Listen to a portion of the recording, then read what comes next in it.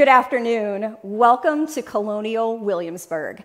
My name is Stacy, and today and every Wednesday for the next several weeks, we are going to be exploring our world, digging deep into some aspect of 18th century daily life or the minds of 18th century people. Right now, one of our most popular videos on Facebook is a video simply of a man getting dressed in the 18th century manner. So today, we thought we would show you what it was like for a woman to get dressed in the 18th century manner. And as we do so, we will take your questions. So please, post your questions in the comments as we go. I'd like to now introduce my colleague, Stacy Loveland, who is going to both show you how a woman would get dressed in the 18th century and talk about it while she does so. So, Stacy, let's start with what you are already wearing.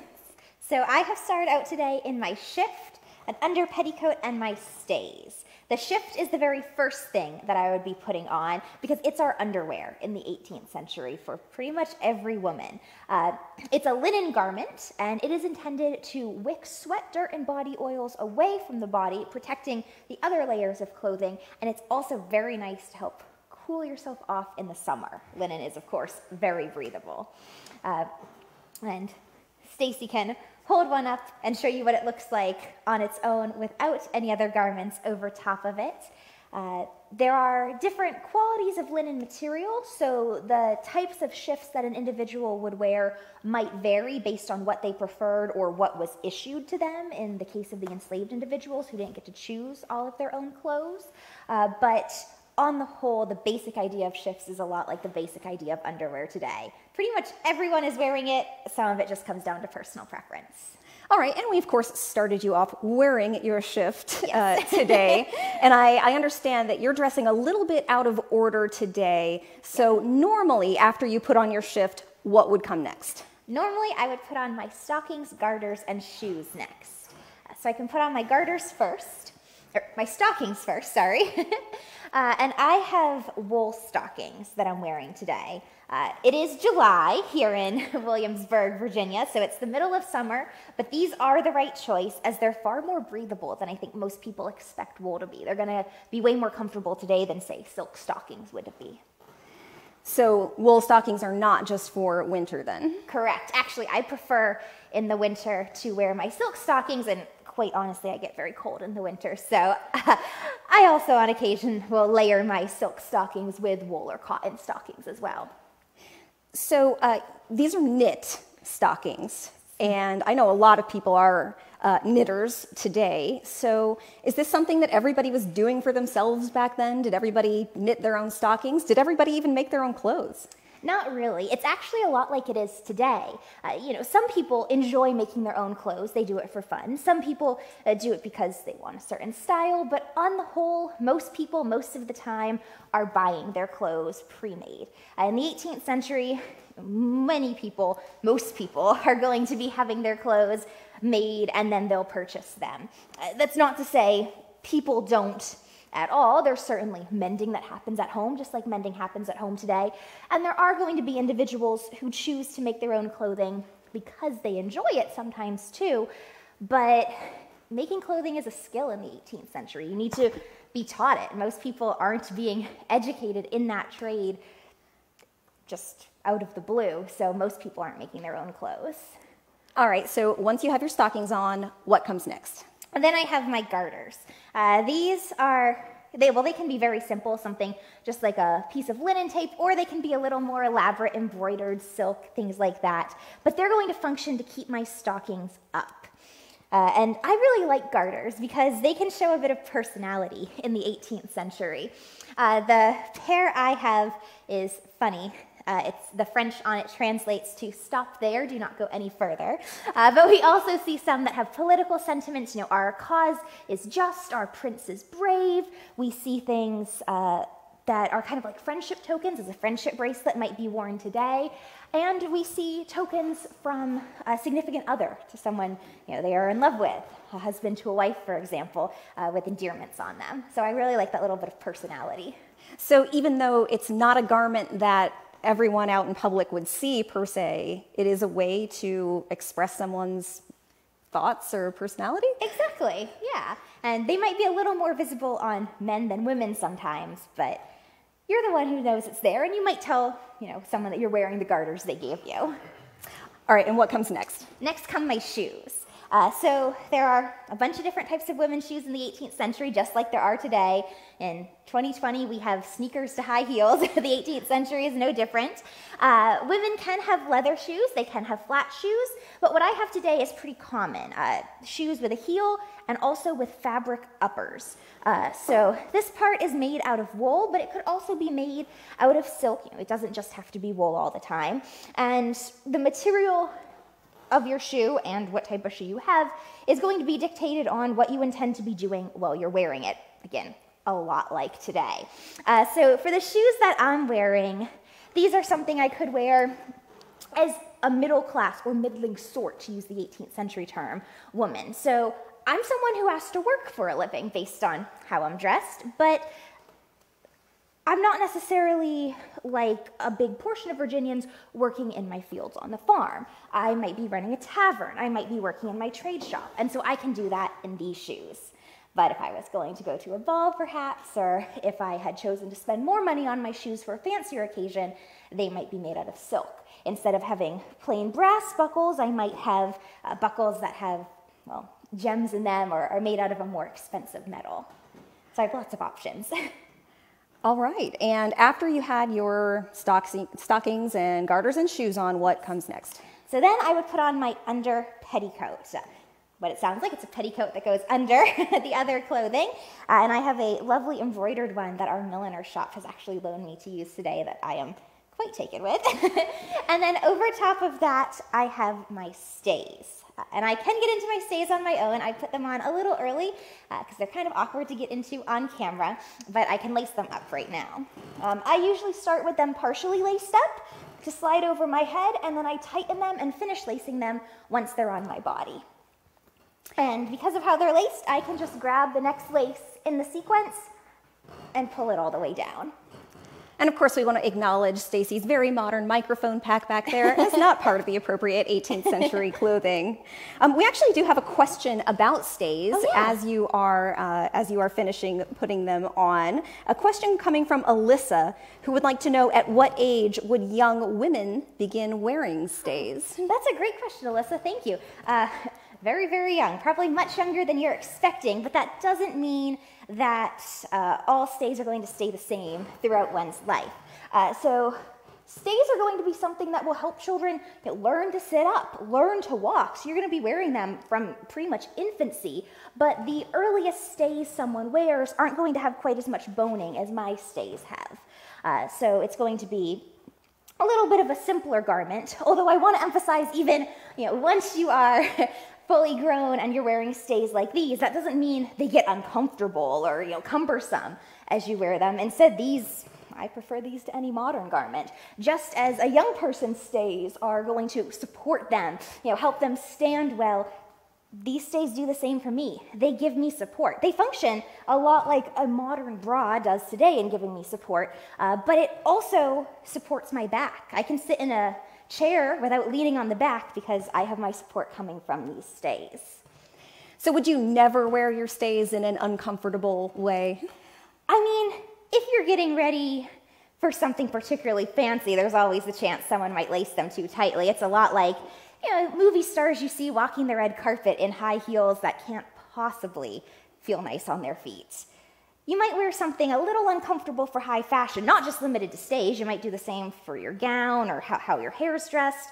But just like today, we see people kicking off those uncomfortable styles the second they get home and have the freedom to be a little more comfy. Yeah, so even in some of the underlayers, you're seeing people expressing themselves. Exactly. In other words, in different ways. All right, so you're all laced up now. What's next? I'm going to put my busk in. This isn't always seen in stays, but it can be. And this just helps give the figure that these stays intend to achieve. That's another thing stays do, is they give your body the figure that is desirable. And it's going to give me something else I'm pinning into, protecting my skin in just a few minutes when you're going to see me using pins to close my clothing. And we do have another set of stays, We I think, do, that yes. we can share to show some of the differences. The stays I'm wearing are from the latter part of the 1770s, heading into the 1780s. But these stays that Stacy has are a little more common for the decade prior.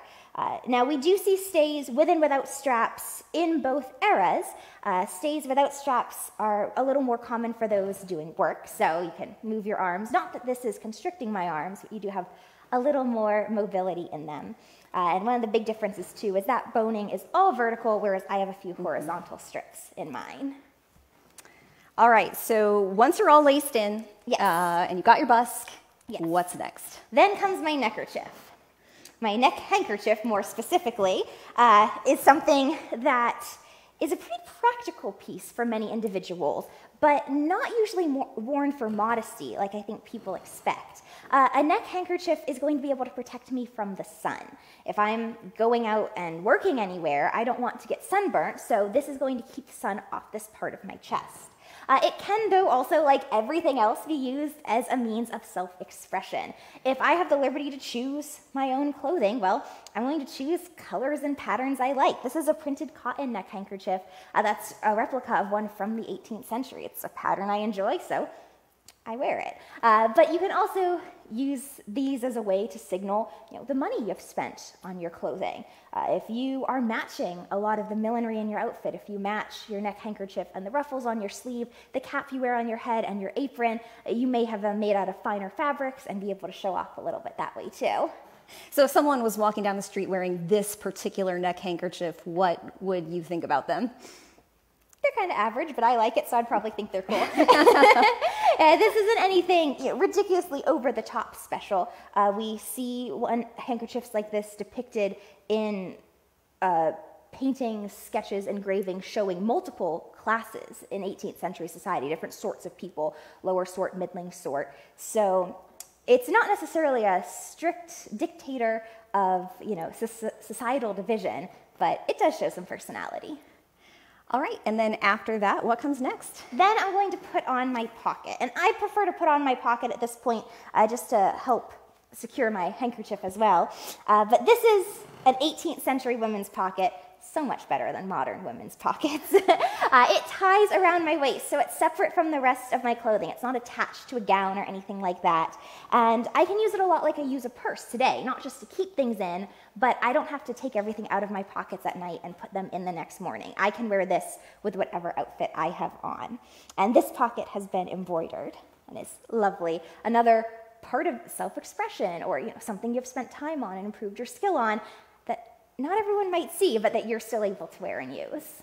So we have some questions coming in from the audience, and Patricia is wondering how often garments were washed. Oh, great question. So the garments closest to your skin, like your shift, they're going to have to be washed frequently. You want to wash it every time you're wearing it, pretty much, because that's what's getting all the dirt off of your body, all the sweat in the summer, dirt, body oils, that's going to be taken into the shift. If you wash that, you can put it back on, wear it again, whereas the outer clothing won't need to be washed every time because the shift is protected, or protecting the rest of it.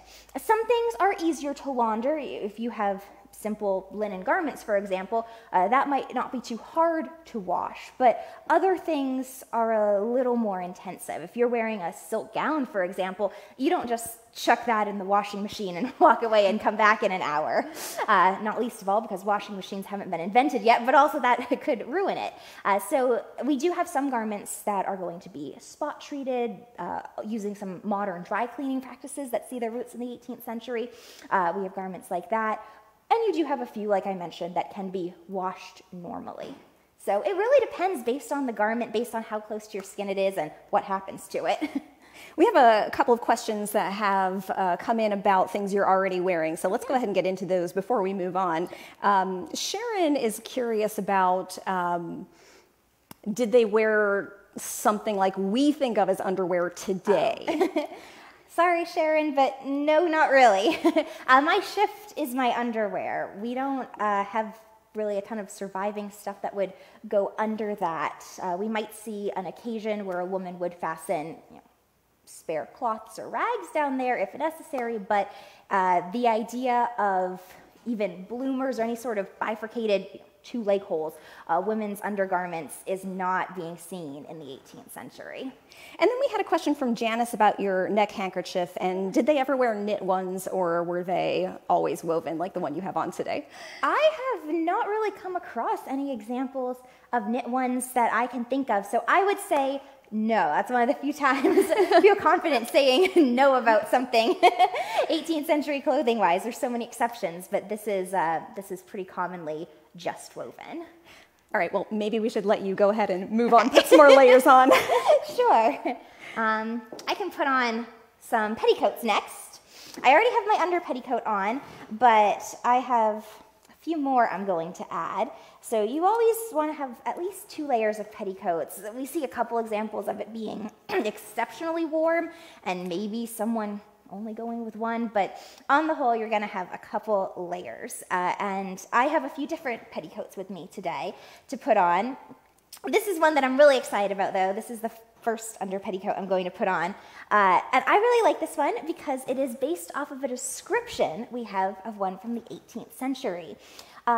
I know when we tend to think of historical clothing, people often think of what we're able to see in museums, things that have survived hundreds and hundreds of years to be seen by us today.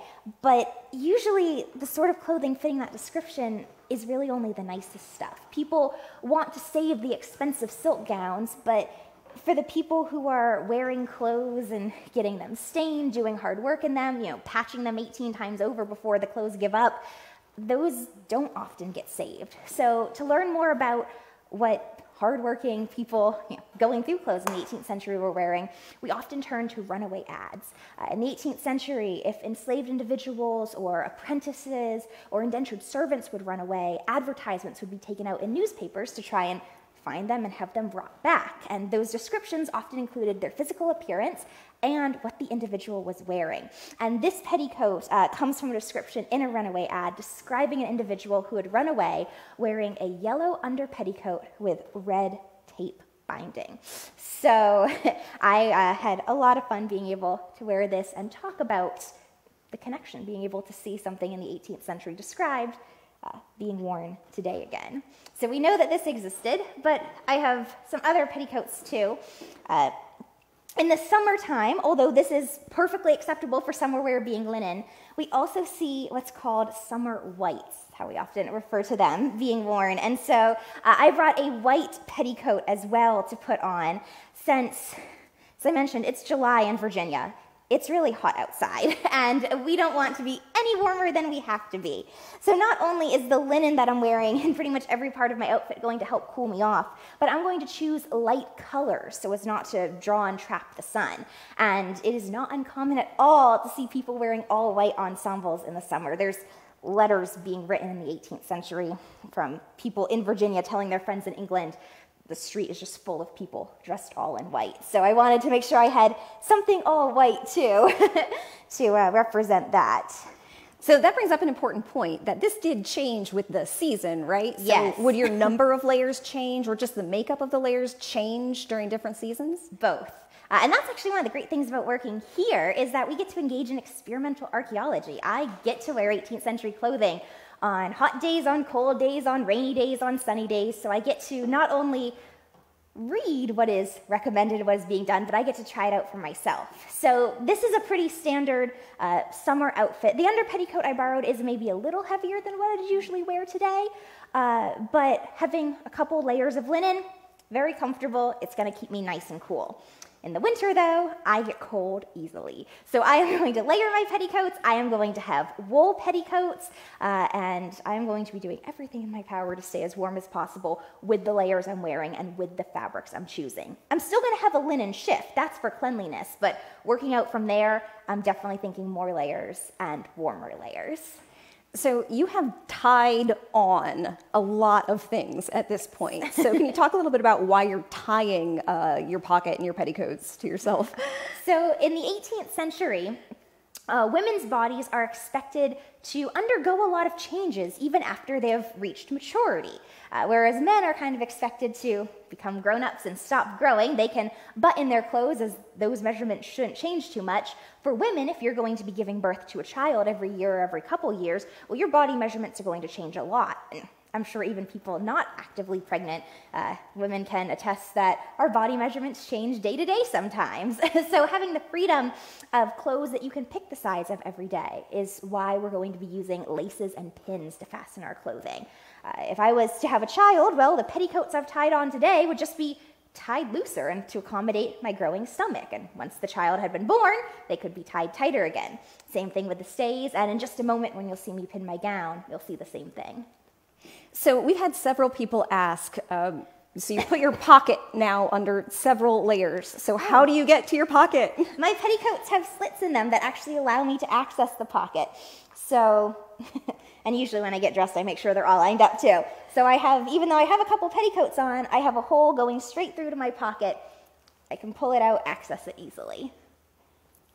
All right, so you've chosen your number of petticoats. Yes. What comes next? Next, I'm going to put on my cap before I put on my gown. So I have a cap somewhat for the same reason that I have a shift on. It is going, sorry, it's going to help keep my hair clean. So any dust or dirt that may blow into it is going to be kept off. And as someone who's been wearing historical clothing since I was a teenager with oily hair that teenagers have, I can attest that at the end of a day wearing a cap, your hair feels a lot cleaner than it would without, even in a modern environment, being inside even. So I'm wearing my cap because of that, but this is, again, a way to express myself too, as pretty much everything is when it comes to fashion. My cap can be made of linen or cotton, and I can choose how poofy it's going to be, what ribbon I have accentuating it, what material it's made out of, to say what I want to about how I'm choosing to appear that day, the formality of the situation, and if I want to kind of show off with the material I've been able to afford, things like that. So a lot like my neck handkerchief and the rest of my outfit, I can express myself through the practical nature of my cap too. But would you always be wearing a cap? Would everyone always be wearing a cap? Not necessarily. It is very common to wear a cap, but you could have your hair showing if you'd had it dressed. So if you purposely had your hair done, well, in that case, you're not going to necessarily cover it up with a cap. You could go out wearing that, or you could wear a wig, or women of African descent often wear hair wraps as well. And those can be just as elaborately decorated as caps we see being worn by the upper middling sort and gentry sort in the 18th century. So it is really a way to showcase your personality through what is on your head or what your hair looks like, no matter what. All right, so you've got your cap on. Yes. What's next? The gown. All right. So my gown, like I've been mentioning, is going to pin closed. And this is, again, because women's bodies can change size and shape in the 18th century, and this is going to accommodate it.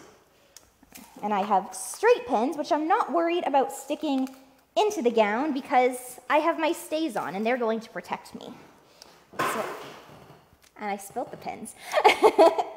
So I can pin right into my stays, and it'll be able to have my gown secured, and I don't have to worry about stabbing myself.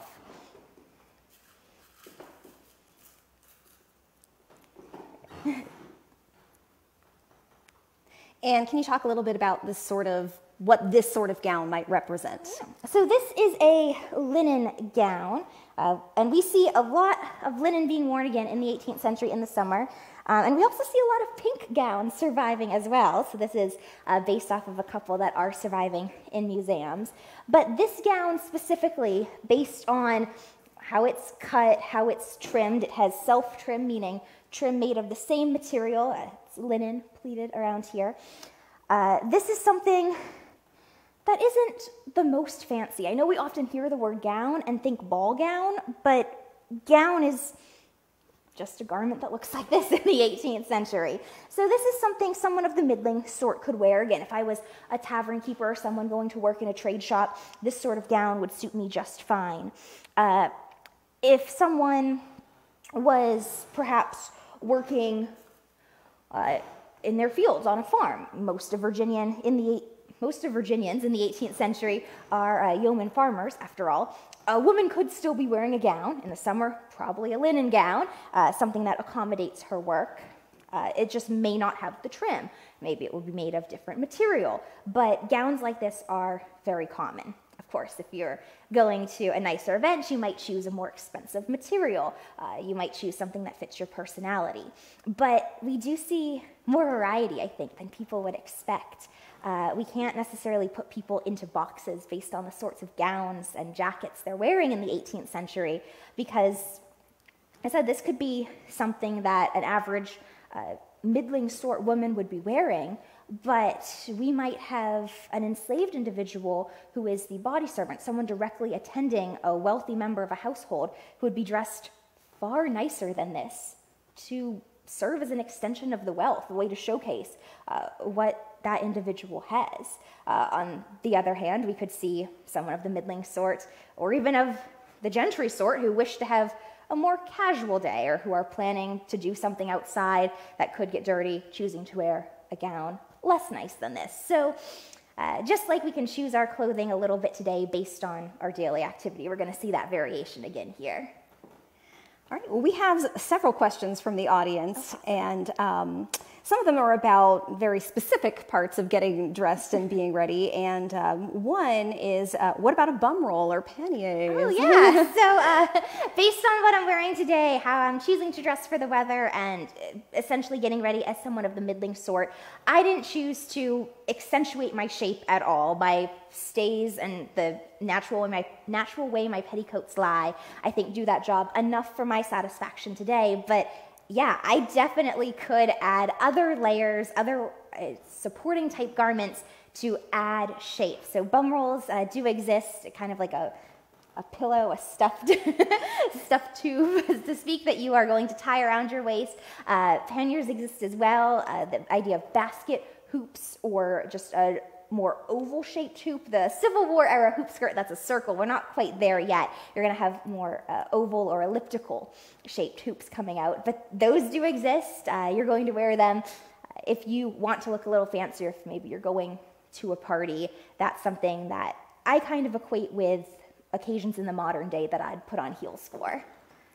So you are dressed right now, typically you would say like a middling sort woman might dress like this. So we have a question, how many complete outfits would the average middle class or trades woman own?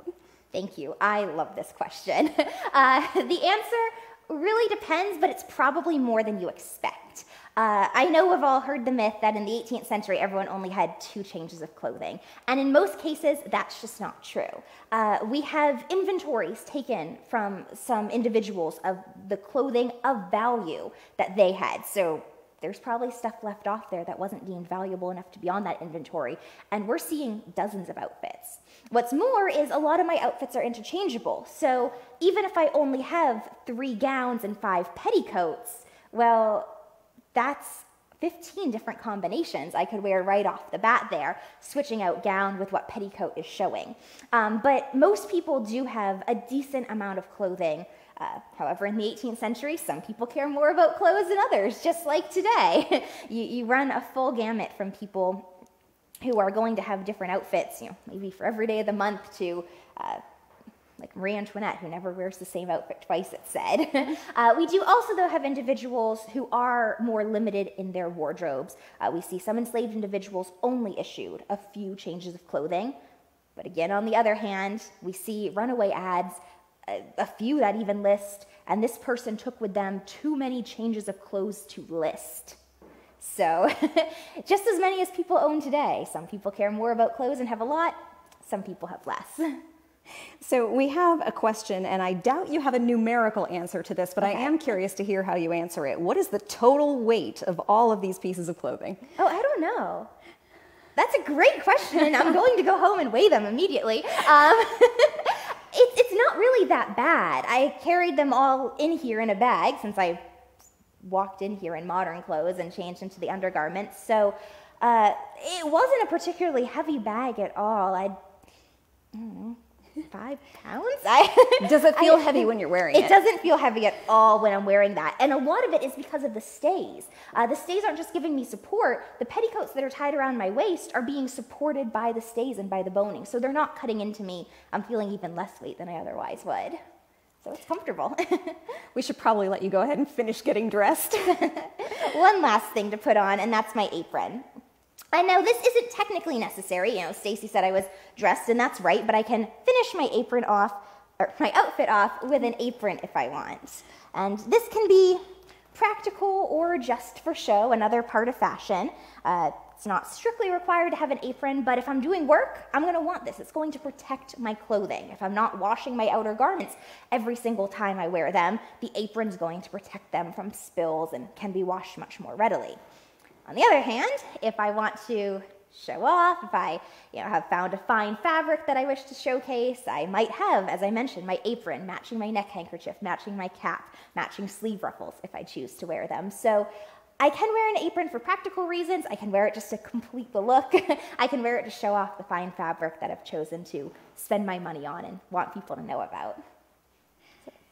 So we had several questions pretty early on in the feed here about children and what they wear. So William and Madeline are curious about when did children start dressing more formally? And then Tony wanted to know, why did mothers put dresses on their sons? Oh, those are great questions. Yeah, talk a little bit about kids' clothing. So children are going to be, as pointed out, wearing pretty much dresses, the same thing for both boys and girls, usually until about 5 years of age, give or take a year or two here and there for families.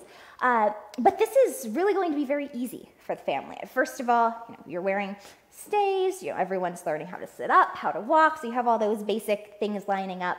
But then it's also very practical too for potty training. Diaper changes and potty training are a lot more practical if you are wearing a dress instead of trying to undo little breeches for baby boys. And it's also going to be the types of gowns these young children are wearing are a little bit different than the gown I have on now. They're not quite so fitted or fully pinned in right away because I wouldn't want to try and put 5 straight pins in a 9-month-old squirming baby. So they are going to be a little more just accommodating of what infancy in general looks like. But then when children are really kind of starting to come into their own, when they're what today would think is entering school, kindergarten, 1st grade, that's when they're going to start dressing like miniature versions of adults. That's when you see clothing start to be more fitted to them. Young girls are going to be learning that skill of pinning their own clothes, just like today, kids learn how to do up zippers without closing their skin in them. All right, and I think you had just a couple of other things you wanted to show us. Yes.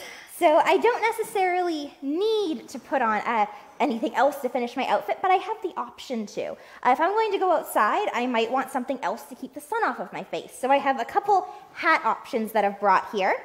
This is the most simple, basic one. Just a straw hat with a ribbon on it for some nice trim. So I could wear this. Again, it would protect my face. I could tie it behind my head.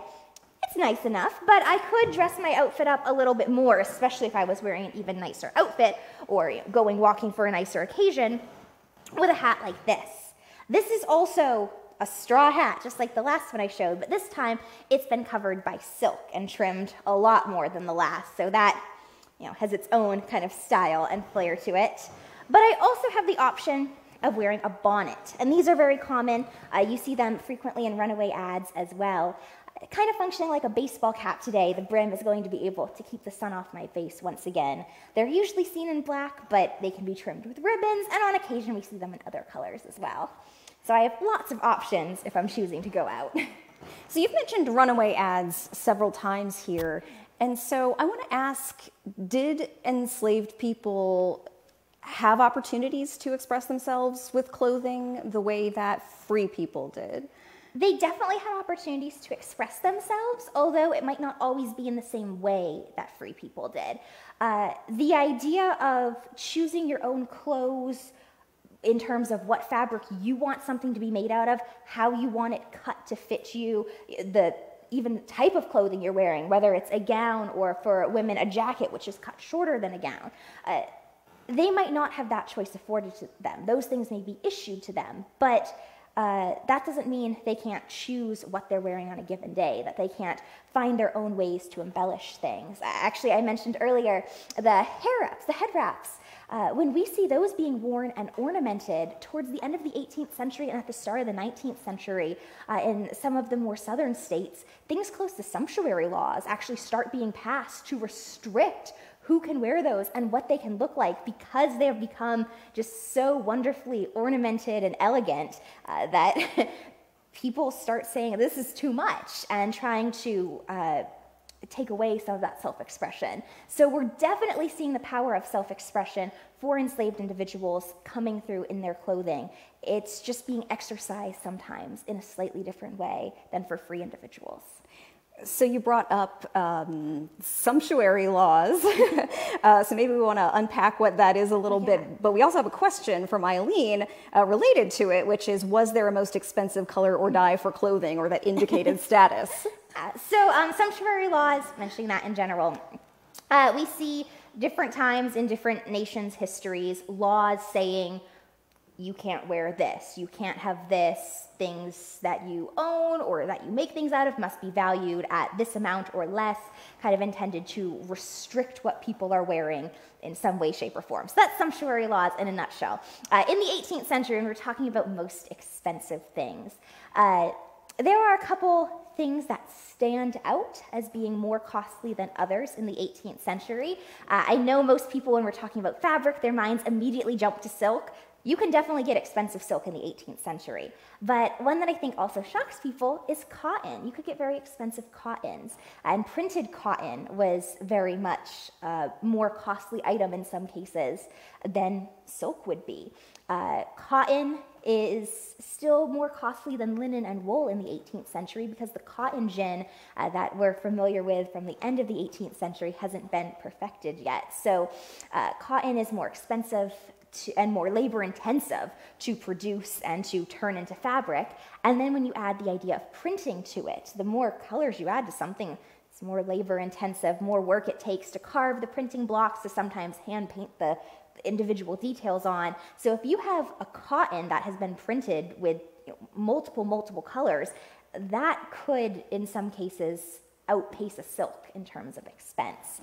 And to answer the question about colors, there are also colors that tend to be more expensive, but there are also multiple ways to make some colors. So I know people often think of things like blues, greens, and purples as being costly, and they certainly can be, but there are also cheaper ways to make some of those dyes in the 18th century too. So there's a lot of finesse when talking about expense of a garment or expense of a material or process. And individuals who want to express themselves through clothing, well, they may be trying to work within their budget while still looking nice. Just like today, you may choose something that reminds you of something expensive, but costs a little bit less. People in the 18th century can do the same thing. Excellent. We have some pretty technical questions from our viewers here. Renee would like to know, how would you pin in a stomacher? So if you were wearing a stomacher. I almost brought a gown with a stomacher today. Sorry, Renee. If I'd known you were going to ask, I would have. So for a gown with a stomacher, I would have my stays on, very important, and then I would pin the sides of my stomacher, securing them to the stays. That's easy for me. And then I would take the edges of the gown, and kind of just like I pinned the edges of my gown today, I would pin those, I overlap them, I would overlap them over the stomacher. If it had robings, little strips of fabric coming from the shoulder and going down, I could pin those over as well. And for those not familiar, a gown with a stomacher is a gown that would look a lot like this, except the middle section would be a different piece entirely. And so it would, the edges here would stop earlier, and you could have very decorative stomachers or very plain ones. So we had a question from Julia. How many inches from the ankle would be the hem of the garments? Great question, Julia, and it entirely depends, once again, on what you're doing, where you're going, and how you want to look. The shorter a petticoat is, the more practical it is for working. If I have to walk up the stairs carrying things in my arms, I can't lift up my petticoats, so I don't want them dragging on the ground behind me, causing a tripping hazard. So shorter petticoats are definitely more equated with working. Longer petticoats takes more material and means you are able to pick them up as you walk upstairs. So you can see them on individuals who want to show off spending a little more money on their clothes, or individuals who are going to nicer events. We tend to automatically picture the gentry sort, I know, but other individuals in 18th century society may make those choices too. So there's no strict answer. I did not, take a measuring tape and go, okay, everything I own must have a clearance of 3 inches above the floor. It varies based on what the individual is going to be doing per day. So you've talked about this a little bit, but we have several people who are asking about seasonality again. So what would you do to stay cool in the summer? What would you add to be warmer in winter? So in the summer, like I said, this is a pretty basic linen outfit. This is going to keep me cool. I have worn exactly what you see right now outside all day long on 80, 90, 100 degree days. And if it's 100 degrees and very humid out, no one's really comfortable, but I'm more comfortable in this than I'm going to be in modern clothes because my skin is almost entirely covered. I'm not getting sunburnt. The sun's not beating directly on me. It's light colored, and the linen is wicking sweat away, actively cooling me far faster than I would be if I was just wearing a tank top. I could also add linen mitts if I really wanted to protect my arms from the sun, keep them cooler. I didn't bring any today because I don't enjoy wearing mitts overall. That's a personal preference. But if I was wearing mitts, I could swap them out for wool mitts when the winter came, just as I'd swap out a lot of other things for warmer materials. So I think I mentioned that I could wear silk stockings in the winter. They help keep my feet warm because they're a little more insulating. I enjoy wearing a lot of my cottons in the fall and spring. I think those are more temperate seasons for my cottons. And I do wear a lot more wool in the winter, although there are different types of wool that can be worn in the summer, such as my stockings. There are wools that are breathable as well. So really, I'm just going to vary the number of layers I have, add extra outer garments if necessary. I'm sure you've seen pictures of people wearing, what today we would think of as putting on a heavy coat. You could wear a cape, a cloak, something like that to keep you warm in the winter as well. So I'm just going to vary my materials, make them warmer, and add more. So Bonnie would like to know, and I know I've been asked this before, do you have to wear the cap and with the hat? Yes. Short answer, yes. The cap is very practical, as well as being kind of an accepted part of the outfit. It is helping to keep my hair clean. And when I wear the hats, I have a hat pin that I'm going to stick through them. Just like when I put on my cap today, I had a hat pin that I could use if I chose to secure it to my hair. My hair can also hold it in place with its own friction. But I can use another hat pin should I wish to secure the hats, and I think it makes it even easier putting a hat on over a cap, because I can catch the cap on the hat pin. What about hat over wig? We sometimes see things added to wigs, but overall, usually if your hair is dressed in a wig, that's how it is. It's its own look entirely. All right, we're almost out of time, so just a couple more questions here. But there is a rumor that we are to dispel here online. We have heard that the pocket on the inside means that you're married, but if you are single, you could wear it on the outside. Pockets are pretty commonly worn under your clothes. I can think of maybe 1 or 2 images where we see someone with a pocket on the outside, but usually you're going to be wearing it under your clothes. I know I always feel more secure. I can tell you from firsthand experience, having my pocket where only I can reach it, and if anyone else tries to reach it, I'm going to be very aware because they're digging in my skirts. I know that's definitely a lot nicer for me. And in terms of single individuals wearing different clothing than married individuals, we're not really seeing a ton of that distinction in the 18th century. It's, there aren't certain cap ribbons that denote it, or styles of dress that are for a miss versus a madam. So just to wrap up, we had a question that was asking something that you've somewhat already answered, just about your comfort level dressing in these 18th century clothes. But since we talked so much about self-expression and what your clothing actually means to you, what is it like to dress as an 18th century person for your job, and how do you personally express yourself as you're dressing for the day? Thank you so much. In case y'all haven't been able to tell over the last 45 minutes, I'm very passionate about 18th century clothing and fashion, so just the fact I get to wear this in general already says a lot about me. The people who work for Colonial Williamsburg, who actively make the choice to pursue a job where we wear funny clothing, I think already that kind of expresses that we're very passionate about this. But then every day when I'm looking at getting dressed, I am focusing on my comfort level and what message I want to send to the world that day. On the 4th of July, just a few days ago, I chose to wear clothing that was a little bit warmer than I usually would have chosen for any other day of the year because I wanted to wear red, white, and blue. And the jacket that I had that had red, that went with the blue petticoat I had, and the white stockings and apron, the jacket was of a little heavier material than I would have picked any other day. But I made that choice of personality, patriotism over comfort because it was worth it that day. However, most days, all my clothing is comfortable seasonally, so I choose whatever makes me happiest that day. I will admit, though, too, just as people in the 18th century sometimes wore different colors based on politics or occasion, I have also been known to every now and then sneak in a certain color for a certain sports team. If hockey team is playing that night, I might wear a certain color jacket or petticoat in support, just as people would wear jerseys today. So we see things like that happening for different causes in the 18th century, and a number of my colleagues and I are making the same choices in the 21st century. And I really love the fact that clothing, no matter what era you're in, gives you that opportunity to be comfortable and to express yourself and to know so much about someone just from walking up and looking at them. Stacy, thank you so much for being willing to dress live on camera in front of our audience today, and for sharing what you know about 18th century clothing. Thank you, Stacy. And I also want to say thank you to all of you who watched today and all of you who submitted your questions. And I also especially want to say thank you to our donors. This program and other programs like it would be impossible without the support of our viewers and our donors. We are so glad you watched this today, and we hope to see you here in person at Colonial Williamsburg very soon. Thank you, and have a great afternoon.